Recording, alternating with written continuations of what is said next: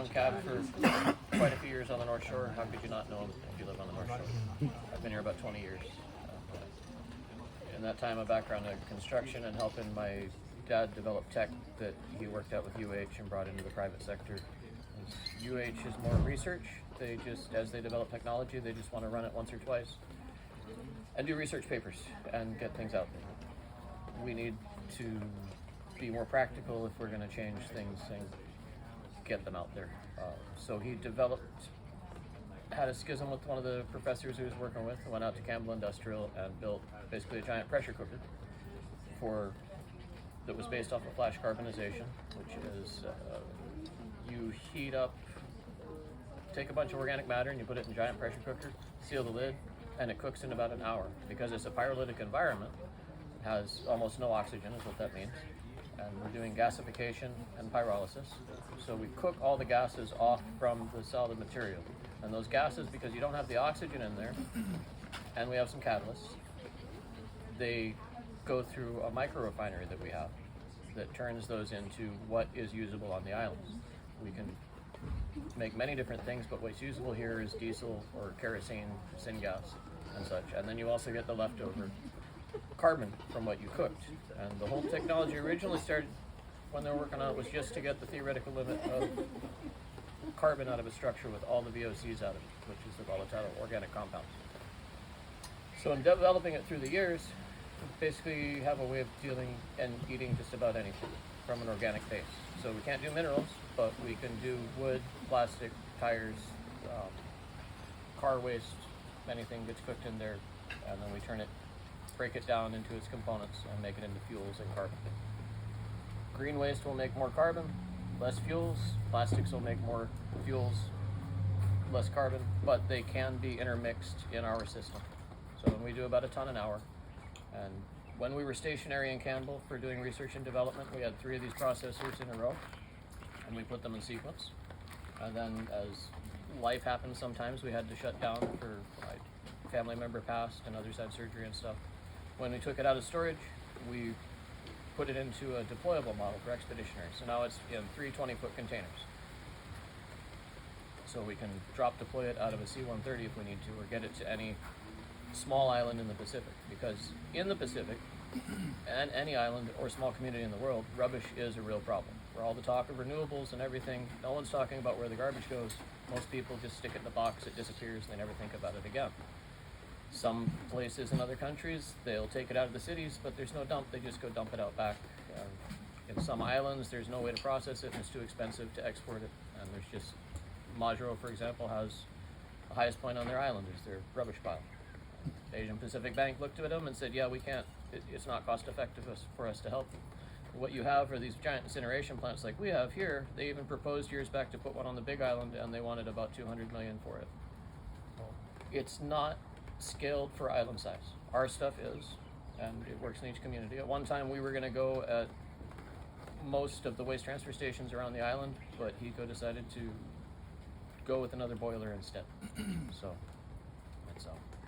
But our stuff works. We made it modular, and Cab helped us find the place just outside of Wailua to rent an acre, and we're setting up on the first third of the acre. We'll have where the materials are coming to be processed, mostly farm waste, tires.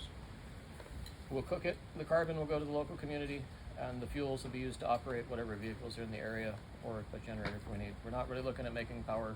We just have the diesel, and we can do whatever we need with it. But it is potential for communities to make power from it, to power what they need. So we can clean up the mess that's dumped on them by consumerism, which is not going to go anywhere.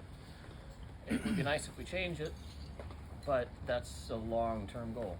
In the interim, we have to deal with the rubbish, and we can't just ship all our old clothes off to another country. So we're responsible for our rubbish. We can move forward and hopefully build things up. So that's the tech I work with. Oh, and the back 2/3 of the acre, we're going to use the carbon in the soil to clean up places that were heavy pesticides, heavy fertilizers, and other. Yeah, it helps.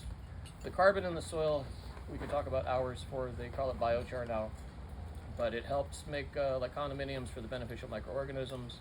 It'll help entrench the heavy bad stuff in the soil, wrap it around, keep it from leaching out. It does wonders, and you can take really low quality soil, add the carbon, and you can get an increase from 200 to 400%.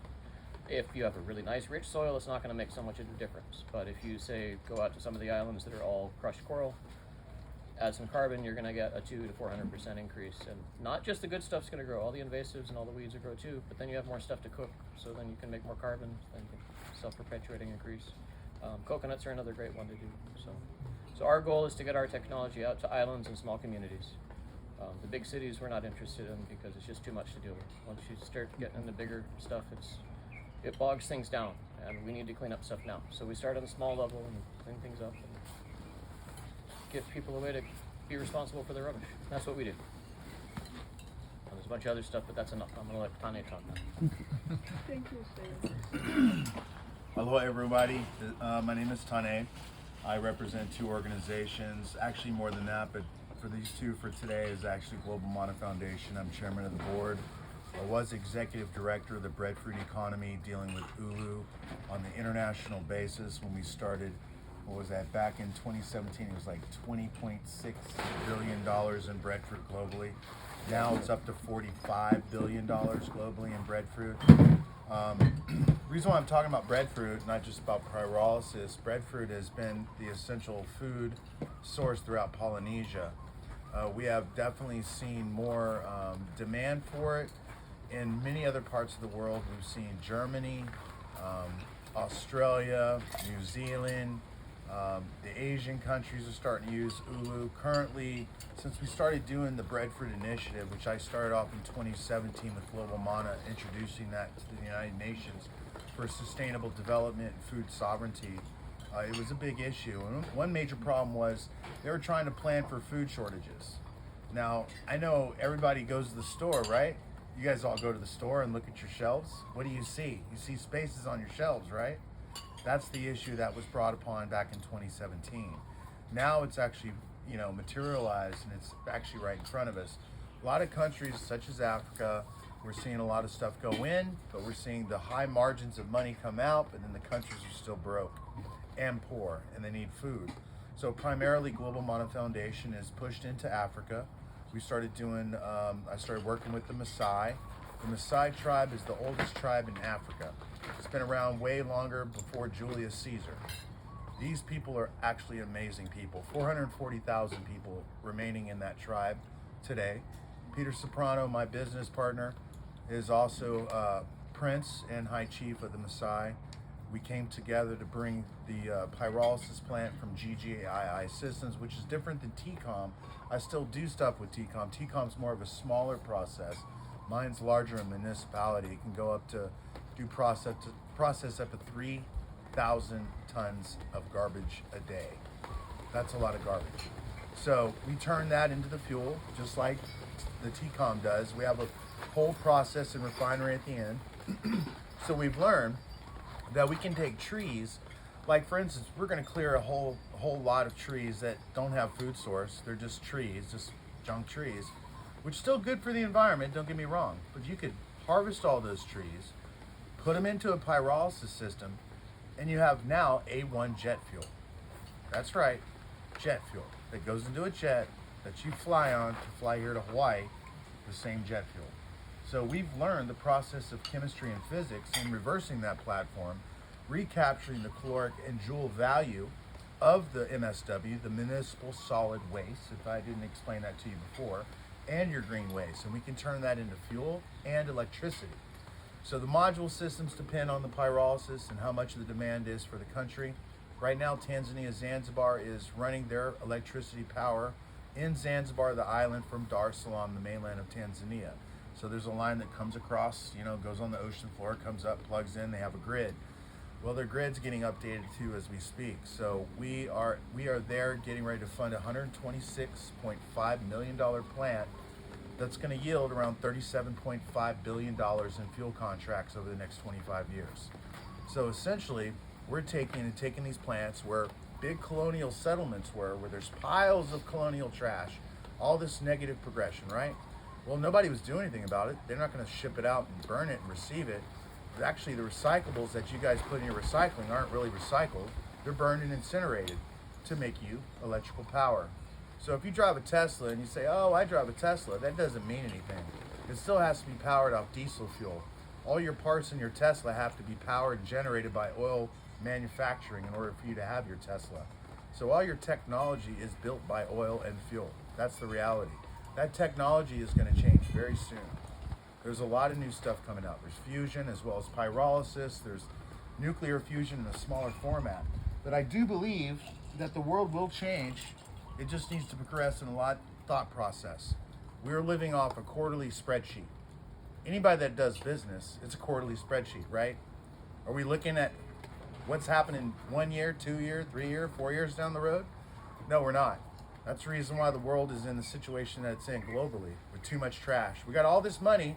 No wonder billionaires want to build a rocket ship that looks like a dick and shoot themselves into space. Why? Because they're running from their own piles of trash and their profitability. They forgot their math. They forgot that part of the ledger sheet. Well, that's what both Cheyenne and myself, we have technology that we're bringing forth that's sustainable, green, carbon negative, and it's in line with the United Nations. And it's also approved by the USDA for USDA grants. So we're opening up a whole process of change on the community level to bring out the pyrolysis machine, the TCOM system, especially here in Mailua. Take your green trash, we can actually show you a school of examples of what this actually does. We're doing physics and chemistry. I mean, it's like, well, the United States is 26 in math, so you would think they don't have all the answers, right? So now look at the technology that we have before you. We can take green technology trash, all the stuff you normally throw into a landfill and incinerate and burn, and expose it to the environment. Now we can take that and reclaim the caloric value and make fuel. Synthetic diesel, low sulfuric burn. It's called 5N90E, synthetic diesel. What that means is the low sulfuric burn is just like your carbon monoxide coming out of the pipe. It's not that big norm trail. Everybody wants to drive a car, right? That's going to change. Wait till gas goes up to $10 a gallon. It's going to happen. Don't think it won't, because it's already showing. Gas prices in Hana, $8.50 a gallon. When I lived in Hana, Maui, we used to have to drive to the other side. I'm like, oh my gosh, I got to fill up at, the one gas station in Hana. I was like, $8? I'm like, what's going on? But it's the effect. We're seeing the effect of inflation.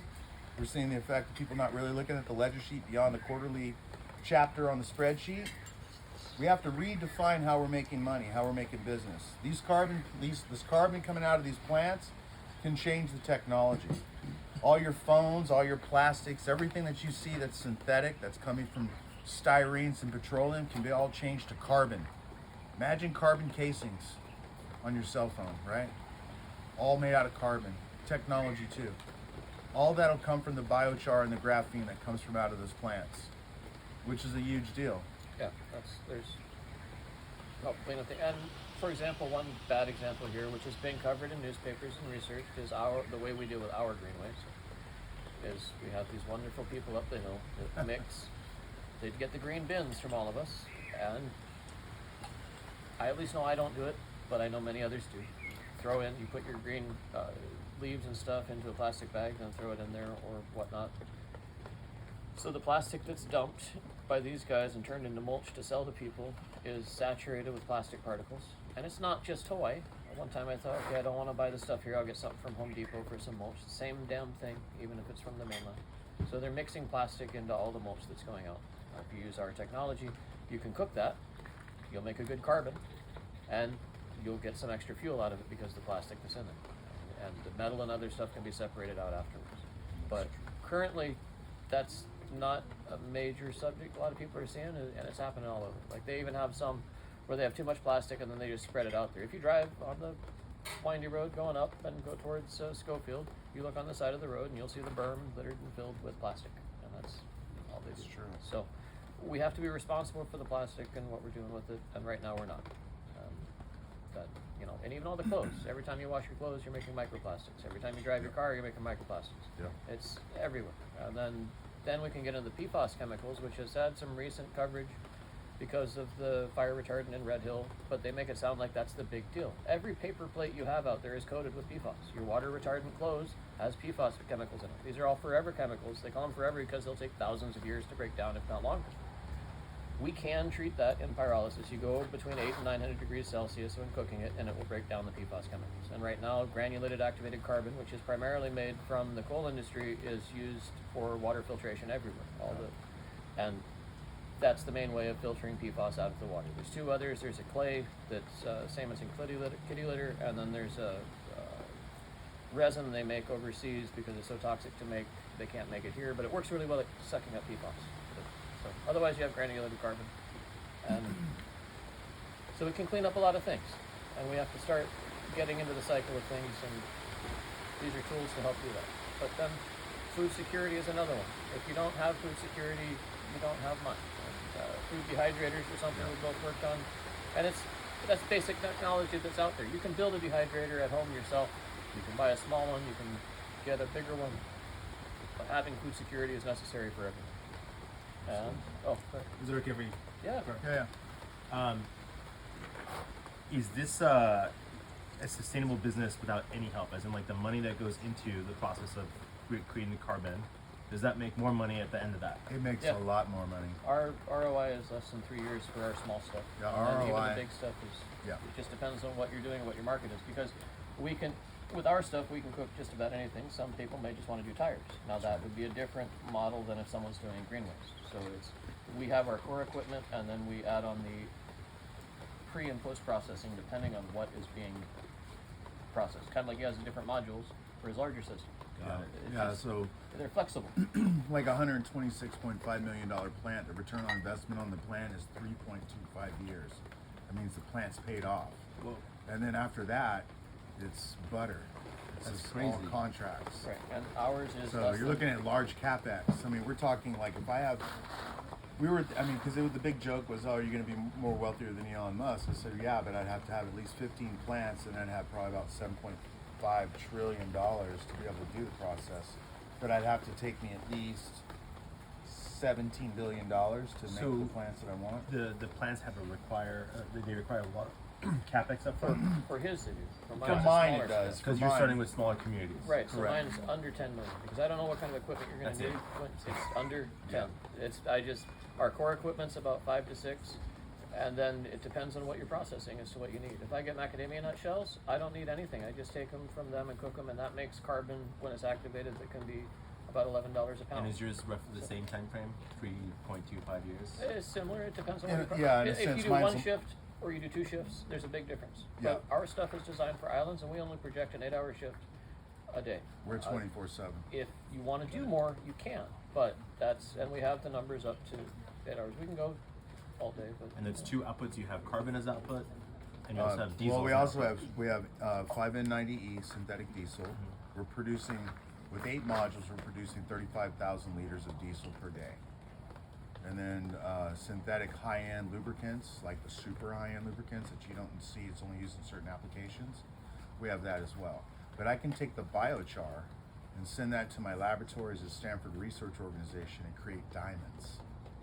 So I can take diamonds out of that and create, industrial tools, manufacturing process technology. And none of the output of this is microplastics itself. None of No. it's microplastics. We It's all had- contained. And we got rid of our emissions altogether. So the story behind it, we were bogging down trying to get EPA permission through Hawaii because they were looking at new technology. This was back in 2004, and they didn't know. We had to go over their head, and then we went all the way to DC. We were approved for Region 9, but that was they had to kick a butt over here to make it happen, and made some people upset. But you don't like your boss from the mainland telling you, "Hey, what are you doing? Just pass it." Anyway, so they first told us we had to take our 3-inch pipe that was our exhaust, and really didn't have much coming out of it. But they said, "Okay, we need you to make that a foot in diameter and 20 feet long."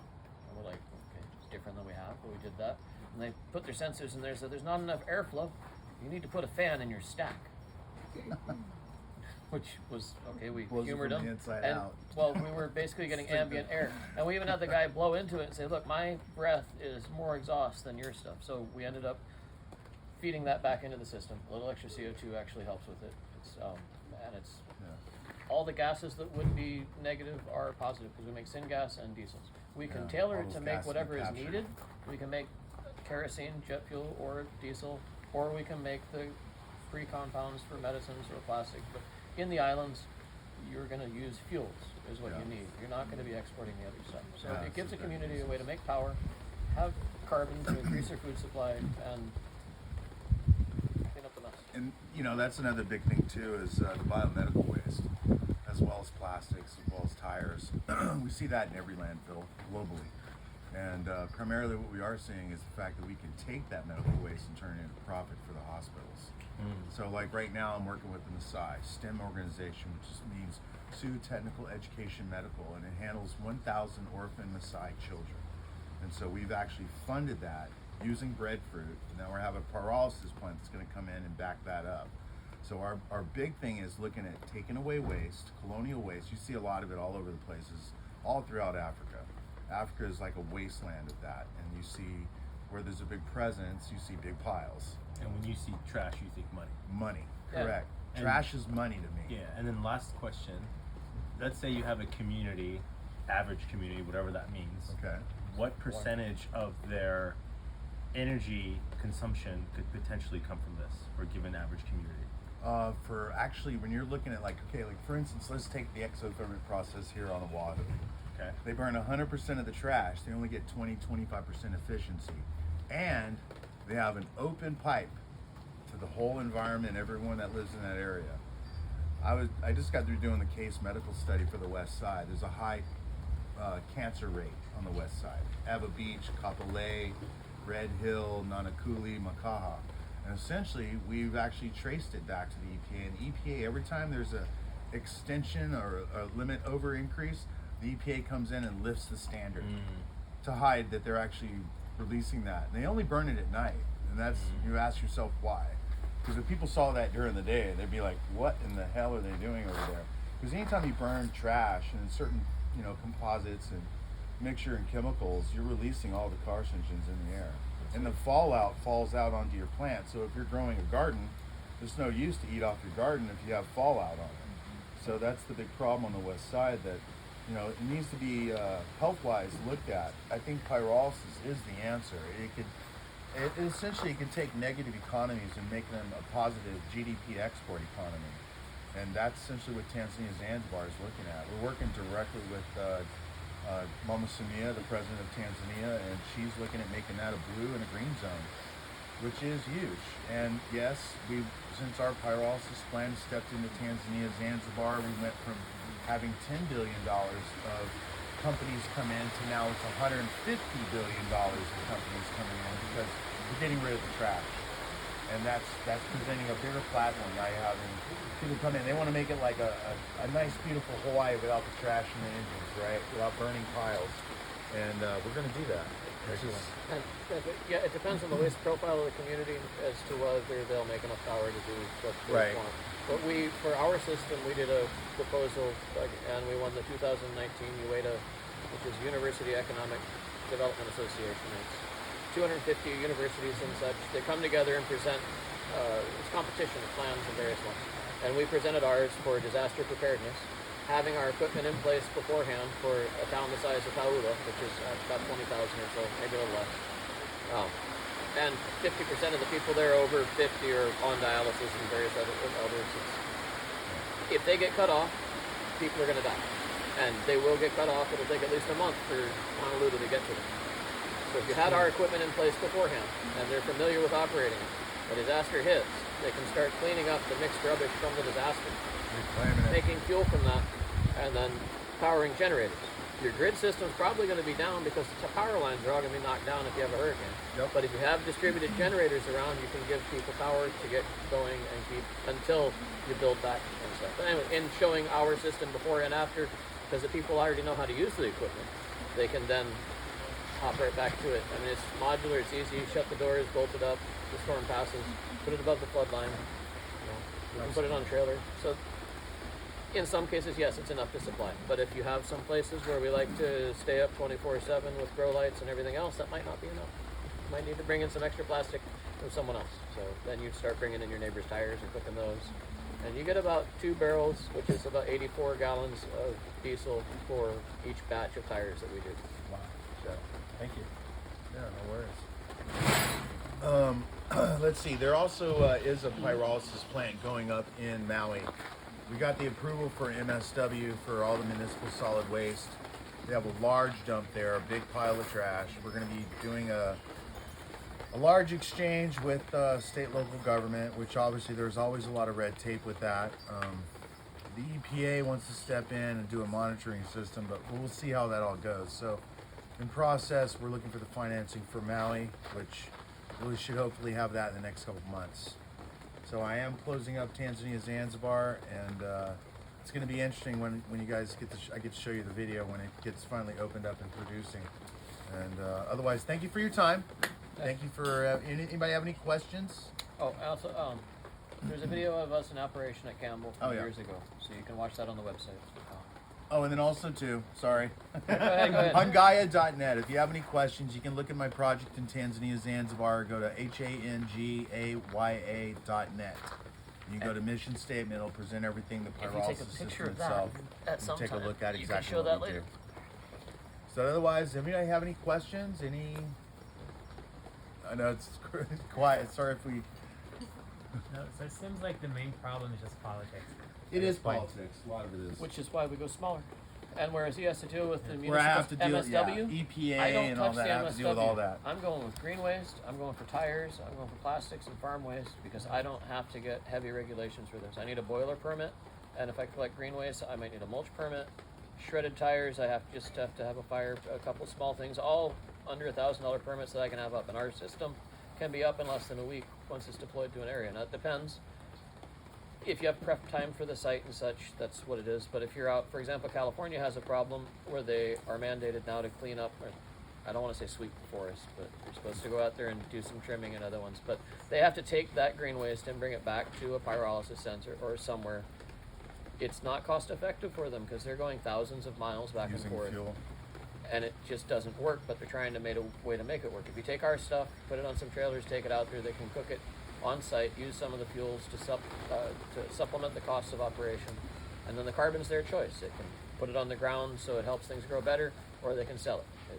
But it can be used for remote operations, easy, fast setup, and less regulations. So, as I was saying with the stack, we got rid of the stack, and that meant that we no longer had to apply for some permits. On the beginning front page of the application, it says if you're a mobile system and you have no emissions, don't bother us. Yeah. Stop now. Don't even. Which leads into the discussion of having pyrolysis, small system like TCOM, be it at parties or festivals like Burning Man, because essentially if you could take and reclaim all the trash from Burning Man, because it's gotten ridiculous. Because I remember back in the day in the '90s when I went, it was Burning Man. There's only 25,000 people. Now it's like this facade of just people trying to be 80,000. whatever. My goodness. How many? 70,000. 70? 70. 80,000 now? Yeah, it's tripled in size from when I was going in the days of the 90s. But when I was burning, it was a different world. I mean, it set everything on fire, running around half naked. You know, it's the way burning was. Well, some of us, you know, I was gonna say, just running around with a rickshaw saying it's the goddess wash. Question. Go ahead. Yes. Is the infrastructure in place? So, like, let's say with one of these small systems, Yep. they're gonna create this fuel. Like, where do they sell the fuel? If they're not using it themselves, there's many places they can sell it. Make a fuel permit, I think, on the island for alcohol and other stuff. The law is you can make about 300,000 gallons if it's self-use. If you're going to sell it, then you might have to do some other permitting for the diesel. We can help with that, or you just use it yourself on your own operations. Make your own power for, like, even out there in Wailua, we can make at least half a megawatt if we put in the right size generators and feed it. But, These or we just- self-powered plant. Or we Yeah. just give the fuel to our neighbors so it does things. But yes, the distribution network is there for the diesel and the jet fuel. Like, even if we set up on the islands, the U.S. Navy is mandated to be a green Navy. They're supposed to be buying green fuel wherever Green they fuel. can. Now, if they That's can true. stop at the islands and pick up green fuel from the islanders, scooping up the plastic that's been washing up on their shores, and now they get more fuel, cleaning up the mess, then. And then as for the carbon, we offer to help them broker it, or they can sell it and use it themselves. I'm in favor of them using it in the local community first, build up their soil before they export it, but sometimes you gotta split on the other ones. If a bunch of these small units get together and sell their carbon together, they get a higher value in price. Because I get random cold calls for 300,000 tons a month to a year from different places for filtration. There's not enough carbon out there for No, what's there's needed. not. So it's And the average price is like $1 to $3 on the low end for biochar, but refined stuff can go 10 to umpteenth depending on what you're doing. So, but yes, there is a market for it. It's out there, and the demand is. And our Absolutely. oil, our diesel is low sulfur oil, so that's automatically. Yeah, a little sulfuric burn. Yeah. Did that answer it? It did, yeah. Okay. I have a question. Yes. Do you guys represent in social media? I'm sorry. Do you represent in social media? Do I present this in social media? Yeah. I have some stuff. I have videos out too, and I think so. There's. I have a Facebook and Instagram, but I'm not special. Yeah, I just don't. put I don't really pictures up go out of there. my way to be like an influencer or I'm anything a- like that. I It's more do like bring a engineering message and forward. business. Are you But I- volunteering? It just kind of helps. Yeah, it Yeah, does. that's I think that's yeah. the biggest thing is just to be able to get the word out, and a lot of Yeah. people don't know about this technology. And Yeah. It's groundbreaking. I mean, I even have another company that I founded called Quantum Carbon R Research Technology, nanotechnology and research, taking carbon and creating like a printer that's going to cut these little systems and just pieces and parts, just like what you see in all your plastics that you see every day, except it's going to be carbon. So then there's no leaching of styrenes from the plastic. When you buy these chairs, there's a leach of that. You know, there's a whole chemistry set that's around you that we're influenced by. But I think we do need to have more of a vocal platform. I think it's good to have people involved in the community that can see what the platform does. That's the reason why the green waste for TCOM is going to be essential to show we can take care of green waste, and then this is what we can do with it. These are the applications and the post applications of the production. So I think it's a big offer for us to put it down here. We're still fundraising for another 400,000, but I'm trying to cover that piece so I can have percentage ownership and do my technology with it. So I'm partnering up with TCOM. Yeah, when we set up the site, we put up 30% for local public to put in. So we did a fundraising for 700 to see if people put in. Some put in, some didn't. So there's still room if people want to put in some. Yeah, so we put $250,000 up for Kuali'iokalani already, and there's another 400,000 going in. And that should set and establish the facility itself. It'll be green waste, have educational training facility. We're talking about doing aquaponics. There's different aspects of sustainable farming as well, besides the pyrolysis. But So in addition, I work with PFON, which is Pacific Island Farmers Organization Network. They're a group of 13 countries, if I have it right, and 80,000 farmers through the Pacific. They're a farmers organization for farmers organizations. They don't work with individual. When I first met them, they were given the value chain, teaching people why something in New Zealand was more expensive than over in Hawaii, the different shipping and other ones. So they showed them the whole chain of how much they wanted to be involved with. But they helped farmers organizations thrive, and now they're working with the breadfruit people on the Big Island, and they're a wide group, and they do natural farming because that's what they've been doing forever. And then there's some partnerships they've done with UH where you have the ones that write the papers and get the titles, which that's kind of needed to present nowadays because you need the documented side for the Western mindset, then you need also the natural side from other people that are doing this every day. And you combine the two to have a better understanding to present it to a larger audience. But PFON is helping us with some of the farming and showing the different island techniques. We're going to do some of the ag forestry and various others as demonstration models. You'll see it. The weeds grow faster too, which is the only bad part. Because then you get a weed one. any other questions? So it's very flexible. You can start burning plastic. Cooking. Yeah, Sorry. We don't burn it. No incineration. Don't Cooking incinerate it. plastic, and then when you're done with the waste, you can switch to green waste, and it's the same machine. Yes. It can be mixed, yeah. Even if And you have then- some nails and other stuff in construction timber, you just separate that after. One Yeah. time, Dante Carpenter, old mayor of the Big Island, he was checking us out and wanted to see if we were real. And so he went to Chinatown and got a dumpster, filled it up with the nastiest stuff he could find, brought it in, and we filled one of our canisters, loaded the processor, and started it. We went to lunch, and he stayed to watch it to make sure we didn't do anything. And it's like watching a rice cooker or a turkey cook. It's not. It's really simple. Endothermic. So he's sitting on ours is ectothermic. Oh, exothermic. So because we're relying off the energy of what we're cooking. Anyways, Right. after an hour, we took it out. All that was left was some carbon, the glass bottles, the tin cans, and then he became a believer and advocate for us. So And we have processed stuff, MSW from H-Power, the stuff that fell off the conveyor belt, but that's not really where we want to go. We can do it, but I'd rather deal with the low-hanging fruit that needs to be everywhere. So. And tires are a big problem as well. Anyways. Are you flexible as well on what you produce? Like, can you enhance, Yeah, fuel if they prefer fuel, or can you We enhance? can make other compounds for doing plastics or other things if you want, but in the islands, that's not going to be a demand. You're not going to send off bunches of compounds for doing medicines or various others. You have a need for diesel power and syngas, or like a syngas being natural. It's like a synthetic natural gas, so propane. Instead of having the propane tank, you have that. Or helium or whatever they come Right. out the We can, gases. it's just playing with chemistry. We have a micro refinery, which we beat out Bechtel, Halliburton, Shell, and a bunch of others in 2013. And they want our micro refinery, but we don't want to go down that route because we don't want to be tied with those particular companies at this time. Later on, we can help clean them up, but once you're kind of in with oil money, you're stuck with oil money. Yeah, you're stuck with oil and money. I don't want to deal with That's that right true. now. So, later on, they've got a big mess to clean up. Like the mine tailings are another big one. Even the coal industry, we could take the old coal and start, but that's, Reclaim that too.